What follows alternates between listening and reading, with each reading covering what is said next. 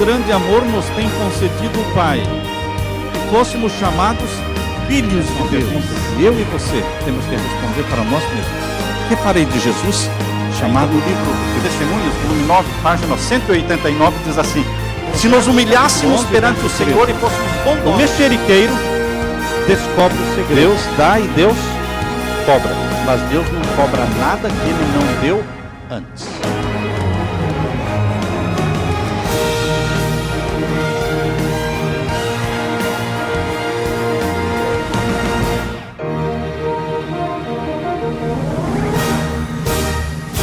Antes de abrirmos a palavra de Deus, vamos orar mais uma vez, pedindo a presença de Deus aqui conosco. Oremos. Pai eterno, estamos na Tua presença. Estamos contentes porque o Senhor está aqui.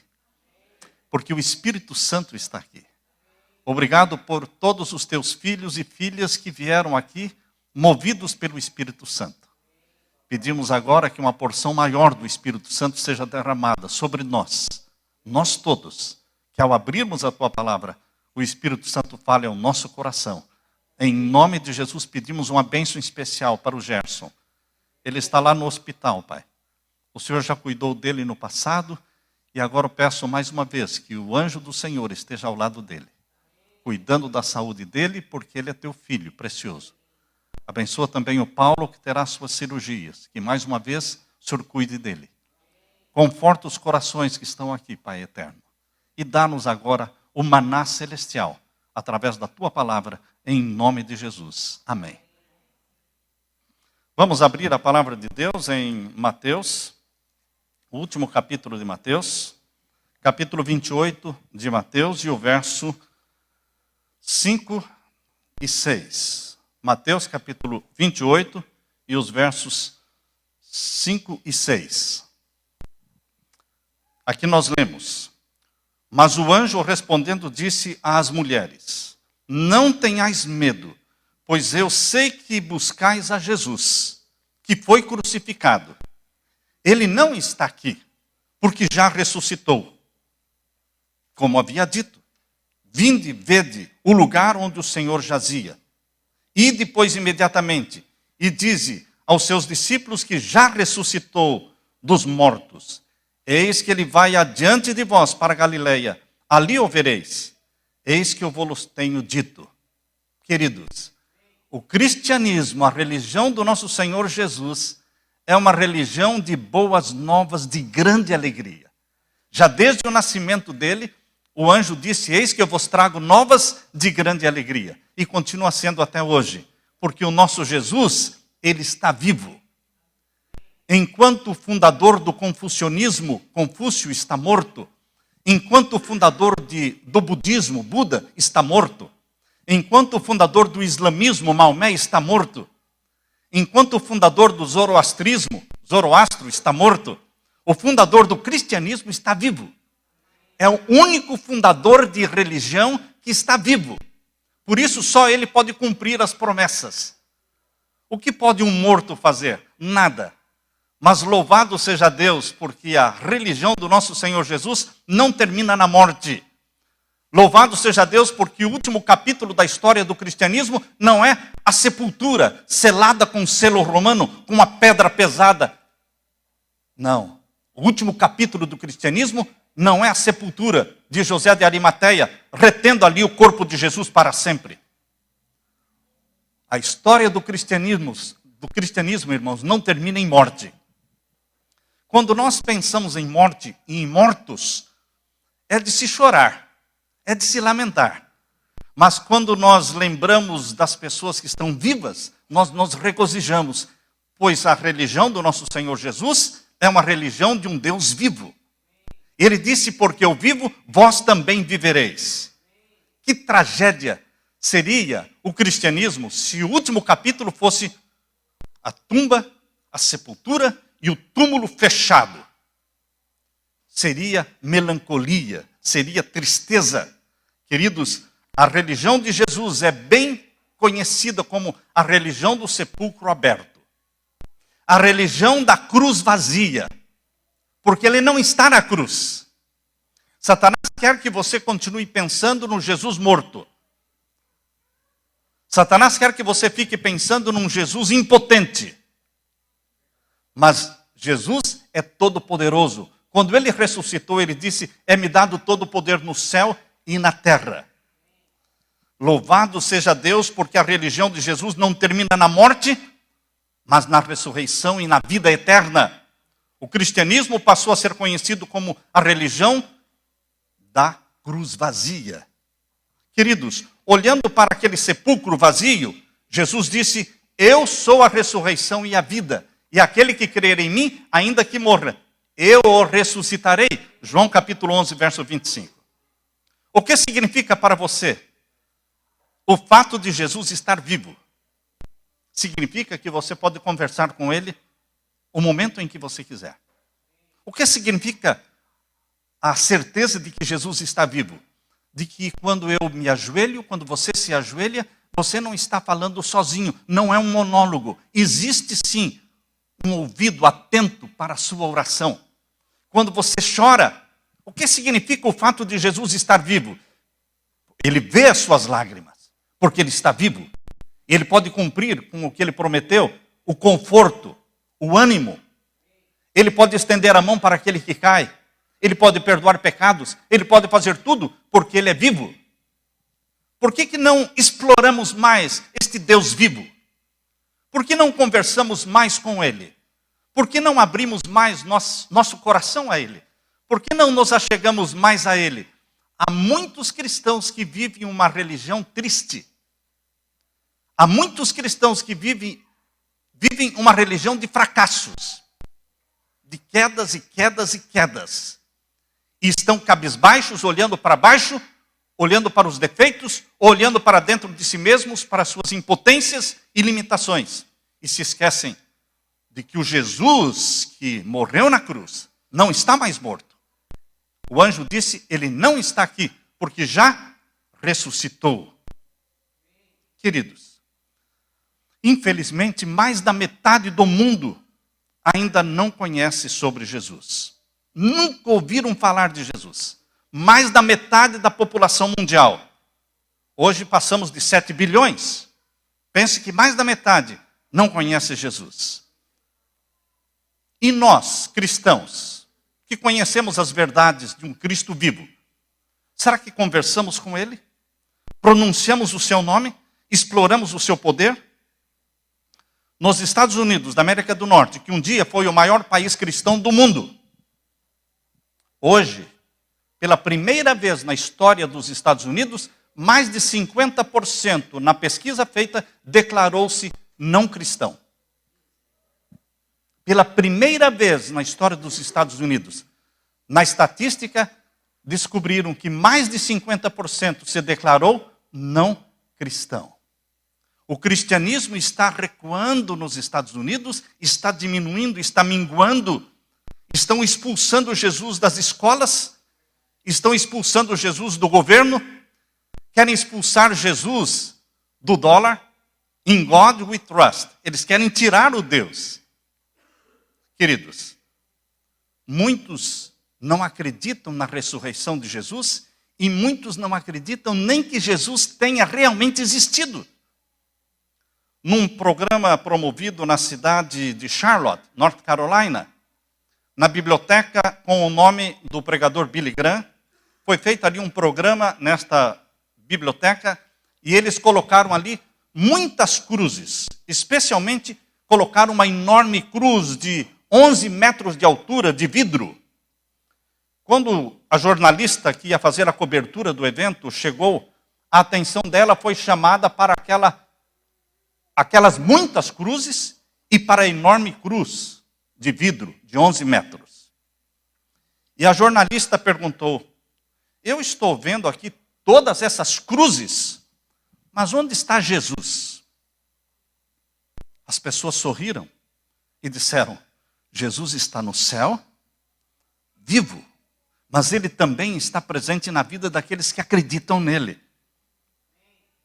A jornalista, colocando as mãos no rosto, exclamou: oh, é verdade.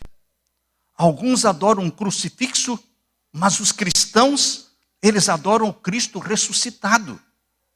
Depois de um momento, a jornalista disse: sabem, eu tenho frequentado a igreja toda a minha vida, mas nunca eu ouvi falar sobre a cruz vazia. E eu estou vendo um monte de cruzes vazias. A ênfase do cristianismo é a cruz vazia. Porque ele não está na cruz. Ele não está no túmulo. Ele ressuscitou. Por isso é a religião da cruz vazia. Jesus não está mais pendurado na cruz, muito menos enclausurado dentro de um estreito e escuro sepulcro. Ele não está aqui porque já ressuscitou. Abra sua Bíblia agora em João capítulo 14, verso 19. Eu quero, meu irmão, que você viva um cristianismo vitorioso. Eu quero que você viva uma religião de alegria, porque cristianismo são novas de grande alegria. E em João capítulo 14 e o verso 19 nós podemos ler. Abra sua Bíblia. Capítulo 14 de João, verso 19. Ainda um pouco, e o mundo não me verá mais, mas vós me vereis, porque eu vivo, e vós vivereis. O mundo não me verá mais, mas vós me vereis. Por que os cristãos continuam vendo Jesus? Porque eles o enxergam pelos olhos da fé. Eles conversam com ele através da oração. Jesus é um Jesus real, vivo e presente, e perto da vida dos que creem nele. Eu vivo e vós vivereis. Esta é uma religião de alegria. Por que um cristão vive triste, cabisbaixo, aborrecido, cheio de mágoas? Por que vive se lamentando dos seus defeitos, dos seus fracassos? Se Jesus é todo poderoso, se Jesus já venceu o pecado, se Jesus já venceu a morte, se Jesus já esmagou a cabeça da serpente. Por que tristeza? Por que ficar olhando para baixo? Por que não olhar para cima? Por que não olhar para o alto de onde vem o socorro? Sem perceber, aquela jornalista disse uma grande verdade. Religião da cruz vazia. A religião de Jesus não termina na morte, mas na vida. Quem tem o Filho de Deus tem a vida eterna. 1 João capítulo 5, verso 12. Quem tem o Filho de Deus tem a vida eterna. Quem não tem o Filho não tem a vida eterna. Quando nós vivemos acabrunhados e tristes, quando vivemos deprimidos e desanimados, quando nos sentimos desesperados e sem saber o que fazer, simplesmente é porque nós esquecemos que Jesus não está morto. E você pode recorrer a ele qualquer hora. Dentro do carro, dentro de uma casa, no meio da rua, num trabalho. Quando você perde alguma coisa, quando você está desesperado, angustiado, com saudade, Jesus é um remédio para tudo e para todos. Porque ele é um Deus vivo. A religião de Jesus traz novas de grande alegria. Precisamos tomar consciência de que o nosso Jesus está vivo. É lógico que o céu não tem só anjos. O céu não tem só anjos. O que me alegra é de saber que o céu tem gente humana. E você pode estar pensando, lógico, Jesus é humano, ele está lá. Eu não estou falando de Jesus humano que está lá. Eu me alegro porque o céu está repleto de gente, pessoas humanas. Não foi só Enoque, Moisés e Elias. Não foram só eles. Existe uma multidão de gente humana como você. Pecadora como você. Gente que caiu não sei quantas vezes. E que a mão de Deus os levantou. E que foram ressuscitados. E que foram glorificados. E que subiram ao céu. E essa multidão está no céu. A Bíblia diz em Mateus capítulo 27. Abra sua Bíblia. Mateus capítulo 27, versos 51 a 53. Mateus capítulo 27. E os versos 51 a 53. Isto também é nova de grande alegria. Mateus capítulo 27, versos 51 a 53. Aqui lemos. Eis que o véu do templo se rasgou em dois, de alto a baixo, e tremeu a terra, e fenderam-se as rochas, e abriram-se os sepulcros, e muitos corpos. Quantos? Muitos corpos. Quando a Bíblia diz muito, é multidão de corpos de santos que ressuscitaram. E aqui diz, foram ressuscitados saindo dos sepulcros depois da ressurreição dele, diz o verso 53. Jesus ressuscitou, e então eles ressuscitaram e entraram na cidade santa e apareceram a muitos. Eles nos assistem, eles nos enxergam, eles acompanham a nossa vida, eles torcem por você. Você não está sozinho, meu irmão, neste mundo. Não é somente Jesus do seu lado. Não são somente os anjos do seu lado. Você tem uma multidão de gente pecadora que também foi salva. Gente pior do que você. Como, pastor, pior? Basta ler o Antigo Testamento.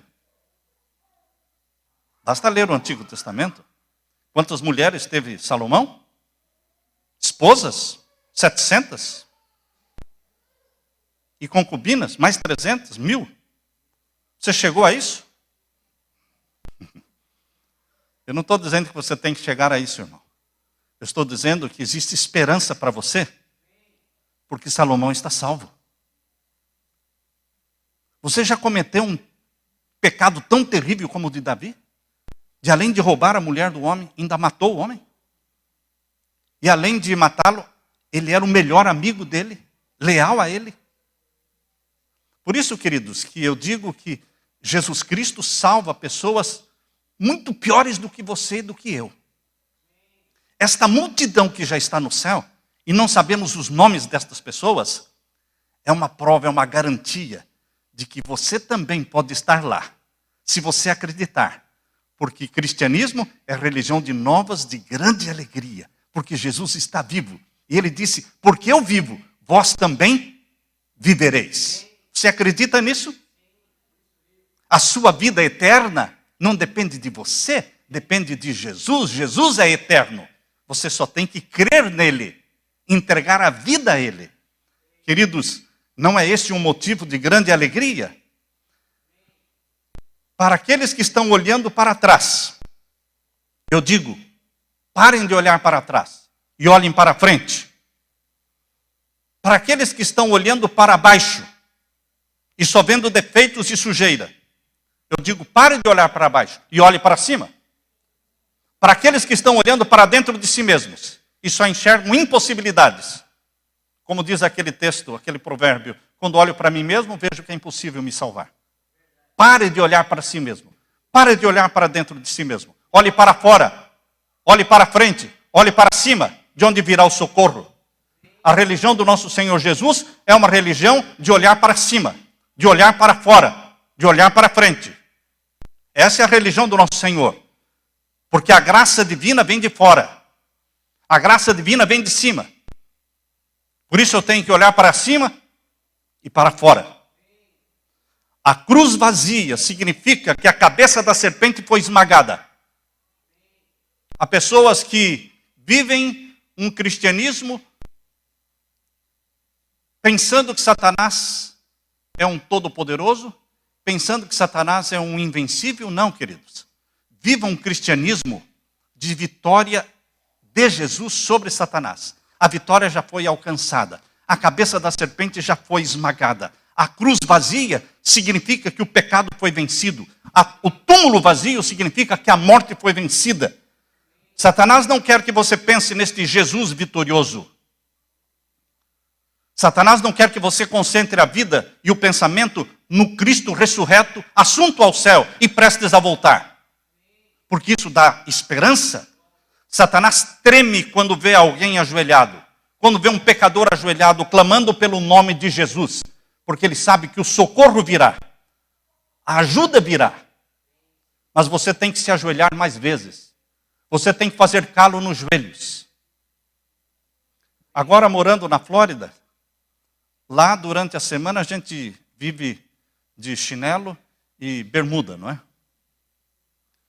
Chinelo e bermuda. Então as minhas netinhas, que quase não me viam de bermuda aqui em Boston, começaram a perguntar, o que é esse sinal, esse machucado no seu joelho?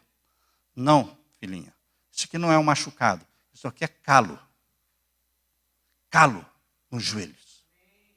Mais de uma vez elas chegaram e perguntaram, o que é isso, vovô? Isso é calo. Viva, meu irmão, uma vida de calo nos joelhos. Não calo na língua de tanto falar. Calo nos joelhos. Fale pouco, ore mais. A salvação está em se ajoelhar diante de Jesus e clamar por socorro. O socorro vem. A ajuda chega. O perdão é dado. E a graça te levanta da queda. Viva uma vida vitoriosa porque Jesus está vivo.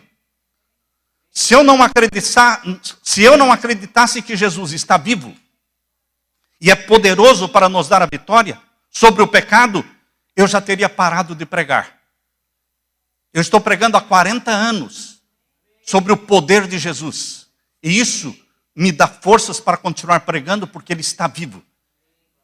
Mais vivo do que nunca e mais prestes de voltar do que nunca. Ele virá. Em Atos capítulo 1, verso 3. Abra sua Bíblia. Atos capítulo 1 e o verso 3. Capítulo 1 de Atos e o verso 3. Aqui lemos.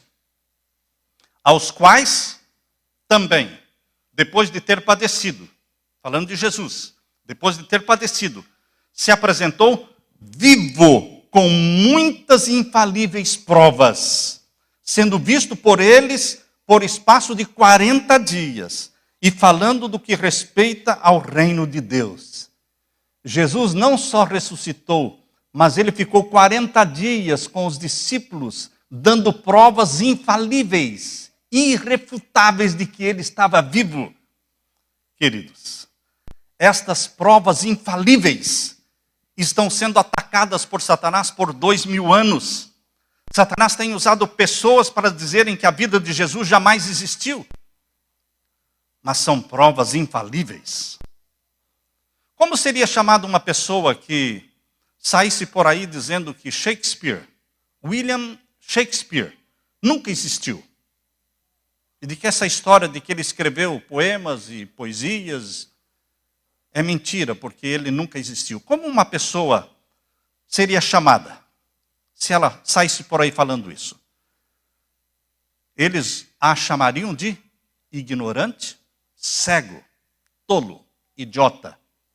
Como é que você pode negar a existência de William Shakespeare, se nós temos os escritos dele, se nós temos as peças dele? Existem filmes montados em cima dos escritos de Shakespeare. Você sabe, meu querido irmão, que existem muito mais abundantemente provas infalíveis da existência de Jesus do que provas sobre a existência de Shakespeare? As provas a favor da existência de Jesus são muito mais abundantes. No entanto, ninguém duvida de Shakespeare e há pessoas que duvidam de Jesus. Simon Greenleaf, da Universidade de Harvard, no ano de 1842, no seu livro Testemunho dos Evangelistas, ele escreveu: é, portanto, impossível que os escritores dos evangelhos pudessem persistir afirmando as verdades que eles narraram se Jesus não tivesse realmente ressuscitado dos mortos. Se os cristãos primitivos não acreditassem no Cristo vivo, eles não morreriam pelo Cristo. Ninguém está disposto a morrer por pessoas mortas. Por que os mártires morriam cantando e louvando a Deus? Porque eles acreditavam no Cristo vivo. Dr. William Lyon Phelps, professor de literatura inglesa na Universidade de Yale, aqui nos Estados Unidos, declarou: a evidência histórica da ressurreição de Jesus é mais forte do que qualquer outro milagre. Existem mais evidências a favor de Jesus do que a favor de Júlio César, ou a favor de Alexandre o Grande. E quem ousa duvidar da existência de Júlio César ou de Alexandre o Grande? Ninguém ousa duvidar. No entanto, há loucos que surgem por aí dizendo que Jesus nunca existiu e que Jesus não ressuscitou. É estranho que alguns escritores e historiadores aceitem como fato verdadeiro a vida de personagens que temos poucas provas acerca da vida deles. Uma vez, Jesus caminhando com os discípulos na estrada de Emaús, abra sua Bíblia. Marcos capítulo 8. Marcos capítulo 8, versos 27 a 29. Jesus estava caminhando com os discípulos. Vejam o diálogo de Jesus. Marcos capítulo 8, versos 27 a 29. Aqui lemos. E saiu Jesus e os seus discípulos para as aldeias de Cesareia de Filipe, e no caminho perguntou aos seus discípulos, dizendo: quem dizem os homens que eu sou? E eles responderam: dizem que tu és João Batista, outros dizem que tu és Elias, e outros dizem que tu és um dos profetas. E ele lhes disse: mas vós, quem dizeis que eu sou? E respondendo Pedro, lhe disse: tu és o Cristo. Tu és o Filho do Deus vivo. E Jesus disse para ele: não foi a carne que te revelou isso, mas foi o Espírito. O Espírito Santo que te revelou. Sabem, queridos, nesta manhã, enquanto eu estou lendo estes versos, Jesus está perguntando para você: quem dizeis que eu sou? Quem sou eu para vocês? No primeiro século, viveu um historiador judeu que traiu a nação judaica, passando para o lado dos romanos. O nome dele? Flávio Joséfos. Ele passou para o lado dos romanos, e ele não era cristão, nunca foi cristão, mas ele escreveu sobre Jesus. Vejam o que Flávio Joséfos escreveu de Jesus. Neste tempo, Jesus viveu. Um homem sábio, ele conquistou muitos judeus e gregos também. Ele era o Messias. Quando Pilatos o condenou para ser crucificado, aqueles que escolheram amá-lo não desistiram das suas afeições por ele. No terceiro dia ele apareceu para eles ressuscitado, pois os profetas de Deus tinham profetizado isso e outras centenas de coisas maravilhosas acerca dele. E o grupo de cristãos que se chamam pelo seu nome ainda não desapareceram até o dia de hoje. Palavras de Flávio Joséfos. Justino Mártir, Tertuliano, eles foram historiadores e filósofos do segundo século. Flávio Joséfos foi do primeiro século. Agora, Justino Mártir e Tertuliano foram do segundo século. Falam da existência em Roma de um documento oficial enviado por Pôncio Pilatos para Tibério César, o imperador de Roma.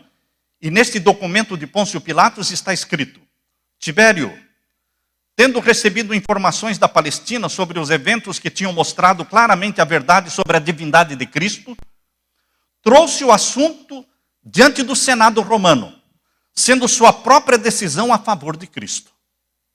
De fato, queridos, Pilatos viveu no tempo de Jesus. A Bíblia conta toda a história da crucifixão de Jesus, o julgamento e condenação de Jesus e da atuação de Pôncio Pilatos. Se a história romana não dissesse que Pilatos foi realmente o governador romano na Palestina naquela data em que Jesus morreu na cruz, o evangelho seria falso. A história seria falsa. Mas a história romana mostra que Pôncio Pilatos realmente foi o governador romano na Palestina do ano 26 ao ano 36 da nossa era. E Jesus morreu no ano 31. Ele foi batizado no ano 27. Morreu no ano 31. Portanto, queridos, a história romana, que confirma a existência de Pôncio Pilatos, também confirma que o evangelho está falando de algo verdadeiro, digno de confiança. Justino Mártir, Joséfos, Tertuliano, Eusébio, todos eles examinaram os documentos comprovando a existência de Jesus. A história romana, queridos, é uma confirmação da existência de Jesus. É dito que no ano 363, quando o imperador romano Juliano estava morrendo, ele foi ferido numa batalha, em 363. E quando Juliano estava morrendo, eles contam que ele levantou o seu punhal para o céu. E as últimas palavras de Juliano foi: venceste Galileu. Venceste Galileu. Ou seja, ele não cria em Jesus da Galileia, mas ele teve que reconhecer que a vitória é de Jesus. O filósofo grego Sócrates, que viveu 4 séculos antes de Cristo. Quantos daqui já ouviram falar de Sócrates? Quero ver as mãos. Sócrates. Você já ouviu alguém falando de que Sócrates nunca existiu? Que inventaram a história dele? Alguém ousa duvidar da existência de Sócrates, de Platão, de Aristóteles? Vocês sabem que Sócrates nunca escreveu nada? Falam tanto dele, mas ele não deixou nenhuma linha escrita. O discípulo dele, Platão, é que escreveu. Platão escreveu algo sobre o seu professor Sócrates. E todo mundo acredita. Queridos, Jesus não teve um discípulo chamado Platão. Jesus teve 12 discípulos que escreveram sobre o que Jesus fez e o que ele realizou. E muitos ousam duvidar. Por que não duvidam de Sócrates, de Platão, de Aristóteles? Sócrates, ele ensinou, sem escrever nada, mas ele ensinou por 40 anos. Platão também ensinou por 50 anos. Aristóteles ensinou por 40 anos. Somando os três filósofos gregos, são 130 anos de ensino. Mas Jesus Cristo ensinou só por 3 anos e meio. E, no entanto, a influência e o impacto de Jesus sobre a história humana não tem como comparar. É abundantemente maior do que o impacto que Sócrates e Platão tiveram sobre a história humana. Não foram eles que dividiram a história do mundo em 2 partes. Foi Jesus quem dividiu a história do mundo em 2 partes. AC, antes de Cristo. DC, depois de Cristo. Jesus é o centro da história humana. Mas ele só ensinou por 3 anos e meio. Porque ele era o Filho de Deus. Porque ele foi possuído pelo Espírito Santo. Porque ele era o Cordeiro de Deus que tira o pecado do mundo. Porque ele era o Verbo encarnado. Ele realizou a obra que veio para realizar. Santo Agostinho, um dos pais da igreja do 4º século, ele escreveu assim: eu tenho lido muito de Platão e de Cícero, que eram muito sábios, mas eu nunca li em nenhum deles: vinde a mim todos vós que estáis cansados e oprimidos, eu vos aliviarei. Nunca li, disse Santo Agostinho, em nenhum destes filósofos e sábios do passado: vinde a mim, vós cansados e oprimidos, eu vos aliviarei. Tais palavras ficaram bem só na boca de Jesus. Só Jesus poderia falar. E falou: vinde a mim e aprendei de mim, que sou manso e humilde de coração. Nós temos que vir a Jesus, irmãos, para aprender a ser manso. Você pode estar pensando: eu não sou manso, eu sou de pavio curto, ou eu não tenho pavio. Queridos, Jesus está dizendo: vinde a mim e aprendei de mim, que sou manso e humilde de coração. Ninguém vai entrar no céu sem um adorno celestial chamado mansidão de Jesus. Trate de receber esta mansidão de Jesus. Ah, mas é difícil. Você tem que buscá-la todos os dias. Aonde? Aos pés de Jesus. Napoleão Bonaparte, no início do século XIX, falou de Jesus. Não podemos dizer que ele fosse um cristão convertido, mas vejam o que Napoleão Bonaparte falou de Jesus. Eu conheço os homens, disse ele. Eu posso lhes dizer que Jesus Cristo não é um mero homem. Napoleão Bonaparte trabalhou com muitos homens. Teve muitos exércitos. Por isso ele disse: eu conheço os homens. Mas eu posso afirmar que Jesus Cristo não era um mero homem. Mentes superficiais, disse Napoleão. Vem alguma semelhança entre Cristo e os fundadores dos impérios e os deuses de outras religiões. Estas semelhanças não existem. Em vão eu tenho pesquisado a história para encontrar algo similar a Jesus, ou qualquer coisa que possa se aproximar dos evangelhos. Nem a história, nem a humanidade, nem as eras, nem a natureza me oferecem qualquer coisa com a qual eu possa comparar ou explicar a vida de Jesus. Continua Napoleão dizendo: nele, em Jesus, todas as coisas são extraordinárias. Vocês falam de César, de Alexandre, vocês falam das conquistas deles e do entusiasmo que eles colocavam no coração dos seus soldados. Porém, podem vocês imaginar que um homem morto, que morreu, continua fazendo conquistas com um exército que é fiel e inteiramente devotado à sua memória? Meus exércitos, disse Napoleão, se esqueceram de mim, mesmo estando eu vivo. O exército de Cartago esqueceu de Aníbal. Mas o exército de Jesus não se esquece de Jesus. Alexandre o Grande, Júlio César, Carlos Magno e eu disse Napoleão, fundamos impérios. Mas qual é o fundamento do nosso império? É a força. Jesus Cristo somente fundou seu império sobre o amor. E até hoje milhões de homens dão a vida por ele. Queridos, Vincent van Gogh, famoso pintor holandês, uma personalidade misteriosa, ele fez o seguinte comentário: Cristo é mais do que o artista dos artistas. Ele trabalha na carne viva. Ele trabalha no espírito vivo. Ele produz homens em vez de estátuas. Cristo é mais do que o artista dos artistas.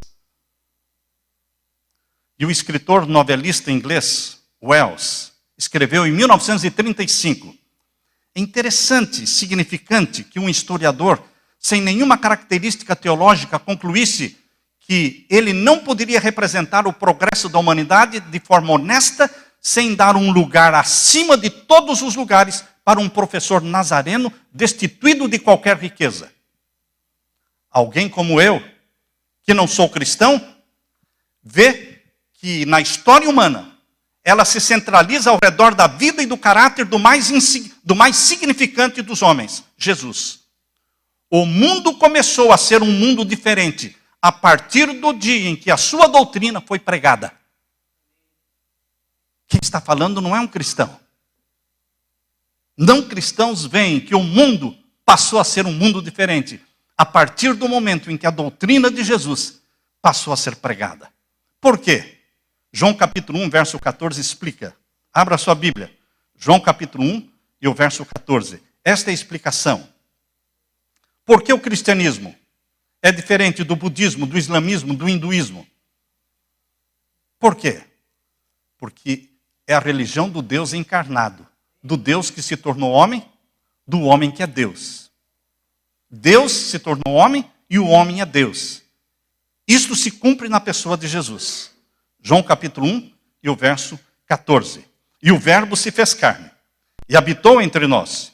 E vimos a sua glória, como a glória do unigênito do Pai, cheio de graça e de verdade. Ele é o único fundador de religião vivo. Por que as pessoas seguem Buda se ele está morto? Por que as pessoas seguem Maomé se os restos mortais estão lá na Meca? Por quê? Por que não seguir Jesus? Jesus está vivo. É o único que pode cumprir com as promessas. Daniel Webster, estadista americano, disse: se eu pudesse compreender Jesus, ele não seria maior do que eu mesmo. Tal é o meu senso de pecado e o senso da minha incapacidade de me salvar a mim mesmo, que sinto a necessidade de um Salvador super-humano. Um pouco antes de morrer, Daniel Webster, 1852, escreveu: meu coração tem sempre me assegurado e confirmado que o Evangelho de Jesus Cristo precisa ser uma realidade divina. Toda a história humana prova isso. E eu gostei muito do que Philip Schaff, um teólogo, historiador suíço, escreveu, e eu copiei letra por letra do que ele escreveu para vocês hoje. Vejam o que Philip Schaff escreveu. Jesus de Nazaré, sem dinheiro e sem exércitos, conquistou mais milhões do que Alexandre, César, Maomé e Napoleão. Sem ciência e educação, ele espalhou mais luz nas coisas humanas e divinas do que todos os filósofos e doutores juntos. Sem a eloquência das escolas, ele falou tais palavras de vida como nunca foram pronunciadas antes ou depois dele, e produziu efeitos que vão muito além do que qualquer outro orador ou poeta. Sem escrever uma linha sequer, Jesus moveu mais escritos e forneceu mais temas para sermões, temas para orações, temas para discussões, temas para obras da arte e doces canções de louvor do que o exército dos grandes homens dos tempos antigos e modernos. Ernest Renan, historiador francês do século XIX, disse: toda a história humana é incompreensível sem Jesus. Qualquer que seja o fenômeno do futuro, Jesus jamais será superado. Todas as eras proclamarão que entre os filhos dos homens ninguém nasceu maior do que Jesus. Amigos e inimigos, cristãos e não cristãos, todos foram impressionados pela personalidade de Jesus. Ele é um Cristo vivo. Mas o cristianismo está morrendo naquele país, ou neste país que foi o maior país cristão do mundo. Mais de 50% se declarou não cristão. Por que o cristianismo está morrendo aqui? E por que o cristianismo está explodindo e progredindo em países pagãos? Queridos, o maior dano, o maior prejuízo para o cristianismo são os cristãos mornos, sem compromisso. Nações não cristãs, como a China, como a Índia, Coreia do Norte, nações não cristãs olham para os filmes de Hollywood como se fossem filmes cristãos. Imaginem só, alguém assistindo e vendo todo esse lixo de Hollywood e achando que isto é próprio do cristianismo. Nações pagãs acham que cristianismo é sinônimo de Coca-Cola. Cristianismo é sinônimo de Burger King, de McDonald's. Eles não conhecem o cristianismo. A única informação que eles têm do cristianismo é de que nossa nação é cristã. O Brasil é cristão, os Estados Unidos é cristão. E é daqui que eles recebem todo o lixo. Em filmes, em alimentos. Por isso eles entendem que isto seja cristianismo. Por isso muitos deles rejeitam o cristianismo. Porque nos países que se chamam cristãos, é o lugar onde maior número de divórcio existe. Mais violência, mais bebedeira de álcool, mais uso de drogas, mais violência, mais pedofilia, mais abuso das crianças, mais abortos. Tudo isso chega para esses países não cristãos como sinônimo de cristianismo. Que tipo de cristianismo a nossa igreja está ensinando? Que tipo de cristianismo a sua vida ensina? Quando você entra nas lanchonetes, quando você entra nos ambientes, você está mostrando o que é ser cristão. Você está sendo observado. Mahatma Gandhi, o mais sábio dos homens da Índia, tinha uma admiração profunda por Jesus. Mas Mahatma Gandhi disse, eu não me torno cristão por causa dos cristãos. Poderia alguém falar isso de você? Eu não sou um adventista do sétimo dia. Por causa dos adventistas do sétimo dia. Eu até poderia ser, se eles não atrapalhassem. Se não fosse o péssimo testemunho. O cristianismo hoje está sendo deturpado. Em 1949, o comunismo tomou o poder na China. 1949. Em 1949, completavam-se 400 anos de trabalho missionário na China. E depois de 400 anos de trabalho missionário na China, em 1949, existiam cerca de 1 milhão de cristãos na China. Cristãos protestantes. E mais outro 1 milhão de cristãos católicos. Aí, o comunismo tomou o poder. Expulsaram os missionários. Naquele tempo existiam 7 mil missionários na China. 6 mil escolas. 900 hospitais. E o chefe Mao forçou os missionários a abandonarem a China. Quando a China voltou a abrir as portas, e os missionários começaram a voltar para a China, em recentes anos, os missionários, ao visitarem a China, descobriram que de 1949 até agora, 2013, 2014, o cristianismo não diminuiu na China. Mas de 1 milhão passou para 100 milhões. Como? Se antes do cristianismo levaram 400 anos para chegarem a 1 milhão de cristãos na China, Por que que com o comunismo, com tudo proibido, sem igreja, sem televisão, sem programas, sem instituições cristãs, por que que em poucos anos de 1 milhão passaram para 100 milhões de cristãos na China? Queridos, é uma bênção quando esses países isolados e fechados ficam longe do cristianismo capitalista. É uma bênção quando eles ficam isolados dos filmes de Hollywood e deste conceito de cristianismo podre, deste cristianismo desbotado, deste cristianismo anêmico que o capitalismo dá para o mundo.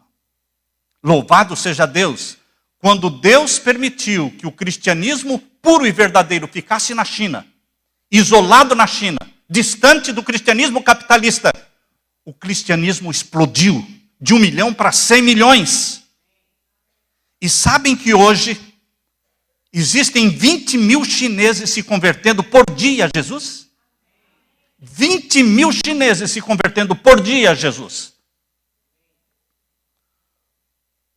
Queridos, Alan Yuan, pastor chinês, foi preso quando o comunismo tomou conta da China, em 1949, e ele ficou 27 anos na prisão.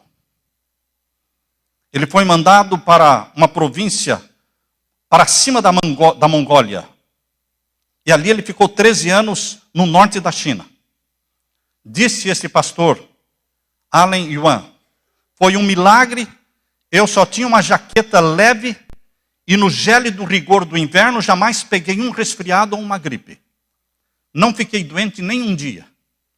Além disso, me deram um trabalho para fazer, que era o trabalho de engatar vagões ferroviários usados no transporte do carvão. Aqueles vagões enormes se chocavam uns com os outros, com um grande ruído, e eu enfiava aquela barra de ferro para conectar um vagão no outro. Quando eles se batiam, eu tinha que enfiar aquela barra de ferro. Um trabalho perigoso, onde já milhares de pessoas tinham morrido, perdido braço, perdido perna, tinham morrido esmagados.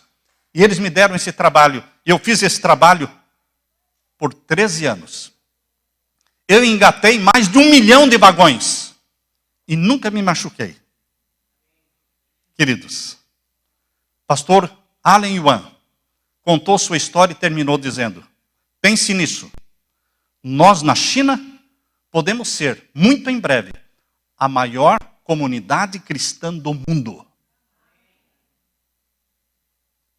Nós vamos ser a maior comunidade cristã do mundo. Os missionários que estavam visitando a China disseram para o pastor Alan Yuan: nós estamos orando por vocês aqui na China. E o pastor Alan Yuan disse: orando por nós? Nós é que estamos orando por vocês. Porque o cristianismo lá na terra de vocês está morrendo. E aqui está crescendo. Queridos, 20 mil de conversões por dia. Esse é o poder do cristianismo puro e verdadeiro. Quando não existem instituições, quando não existe rádio nem televisão, nada. Mas os cristãos vão de porta em porta, de casa em casa. E se reúnem em casas. Floresce o cristianismo do primeiro século, da igreja primitiva, sem ostentação, mas com o poder do Espírito Santo. Buda nunca disse que era Deus. Moisés nunca disse que era Jeová. Maomé nunca disse que era Alá. Confúcio nunca disse que era o Salvador do mundo. Mas Jesus declarou ser ele o Deus vivo e encarnado, o caminho, a verdade e a vida, o Cordeiro de Deus que tira o pecado do mundo. Jesus foi o único ser humano na terra que se proclamou Deus. Ninguém mais se proclamou Deus. Só ele. E milhões acreditaram no que ele falou. Eu acredito no que ele falou. Buda simplesmente disse: eu sou um professor em busca da verdade. Mas Jesus falou: eu sou a verdade.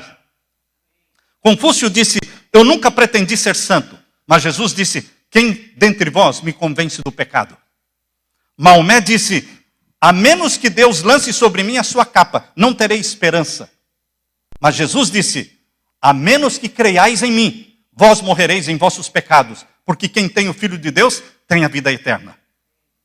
Visitando um antigo mosteiro budista na Índia, Você pode ver ali antigas relíquias que foram escavadas e agora são adoradas pelos budistas naquela região. Os maometanos apontam com orgulho para a cidade da Meca, a Meca islâmica, onde o corpo do seu profeta Maomé está enterrado. Seguidores de Confúcio reverenciam os restos mortais de Confúcio, que estão enterrados numa imponente tumba lá em Shandong, na China. Mas o cristianismo, a sepultura está vazia. A cruz está vazia. Por isso o cristianismo é diferente de todas as religiões. Porque o Deus e o fundador do cristianismo está vivo. E porque ele vive, vós vivereis. O que realmente faz de Jesus diferente de Sócrates, de Platão, de Aristóteles? Eles estão todos mortos. Só Jesus está vivo. Quando eu caminho dentro de uma grande catedral, você pode ver vitrais, você pode ver santos por todos os lados, mas todos eles estão mortos. Mas onde está Jesus? Não está naquela cruz que foi plantada no Calvário no ano 31. Não, a cruz está vazia. A sepultura está aberta. Em Atos capítulo 1, irmãos, versos 9 a 11 diz. Atos capítulo 1, versos 9 a 11. Abra sua Bíblia. Atos capítulo 1, versos 9 a 11. E quando dizia isto, vendo eles, foi elevado às alturas, e uma nuvem o recebeu, ocultando-o aos seus olhos. E estando eles com os olhos fitos no céu, enquanto ele subia, eis que junto dele se puseram 2 varões, vestidos de branco, os quais lhes disseram, varões galileus, por que estáis olhando para o céu?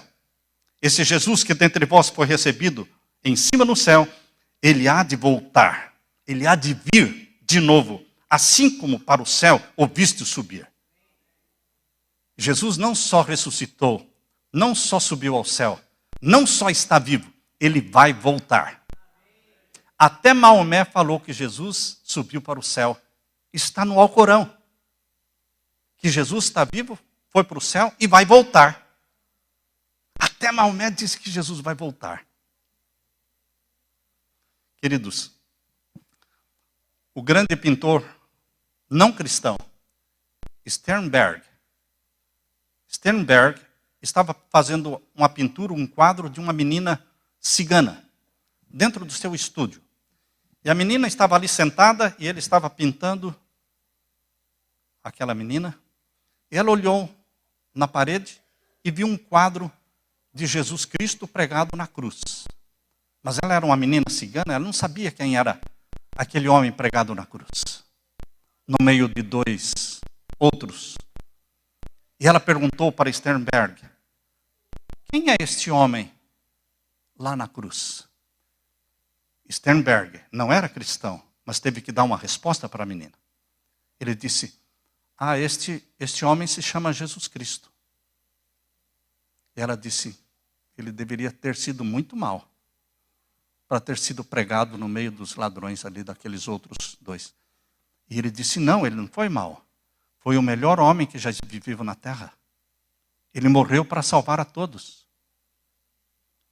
E aquela menina cigana ingenuamente perguntou, ele também morreu por você? Queridos, ele nunca tinha parado para pensar nisso. E essa pergunta da menina cigana ficou na mente de Sternberg. Ele não teve paz enquanto não respondeu esta pergunta. Sim, ele também morreu por mim. Jesus está vivo, meu irmão. Será que ele morreu por você também? Você tem esse senso de pertinência?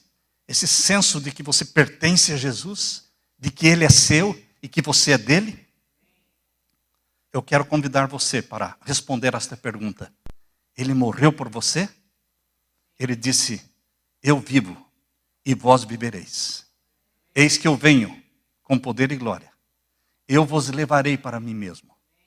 Cristianismo é uma religião de novas de grande alegria, de felicidade, de vida eterna, porque Jesus está vivo. E ele vai voltar. Não olhe para trás, olhe para frente. Não olhe para baixo, olhe para cima. Não olhe para dentro de si mesmo, olhe para fora. Porque a graça divina vem de fora, o perdão vem de fora, a salvação vem de fora, o socorro vem lá de cima. Bendito seja o Deus eterno, o Pai do nosso Senhor Jesus Cristo. Envia logo, Pai querido, teu Filho amado para vir nos buscar. E que o Espírito Santo seja derramado sobre você, meu irmão. Amém? Amém. Louvado seja o Senhor.